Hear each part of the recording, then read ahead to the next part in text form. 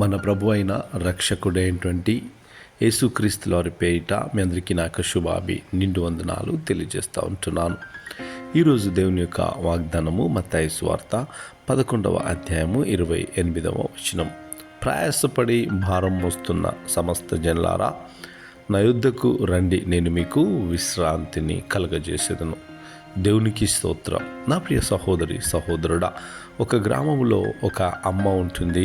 బరువైన మూటను ఆయన తన మోసుకొని వస్తూ ఉంటుంది. అదే మార్గంలో ఆ ఊరికి సంబంధించినటువంటి ఒక యజమాని వస్తూ ఉంటున్నాడు ఒక రథము పైన.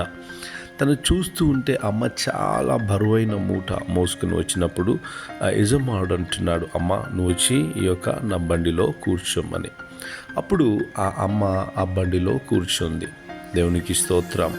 తర్వాత కొద్ది దూరం వెళ్ళిన తర్వాత ఆ యొక్క యజమానుడు చూసేసరికి ఆ అమ్మ ఆ బరువైన మూటను తన తల మీదనే ఉంచుకుంది. హల్లెలూయా. మీకు అర్థమవుతుందా నా ప్రియ సహోదరి సహోదరుడా?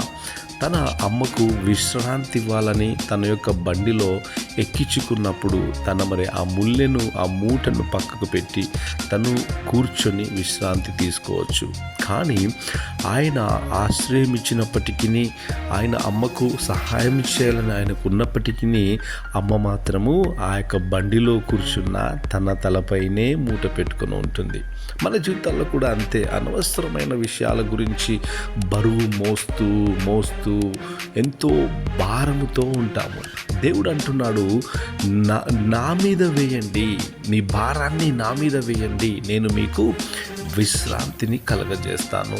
దేవుడు విశ్రాంతి ఇచ్చినప్పుడు, దేవుడు నీకు సమాధానం ఇచ్చినప్పుడు, దేవుడు నీకు సమస్తం ఇచ్చినప్పుడు నువ్వెందుకు మోయాలి?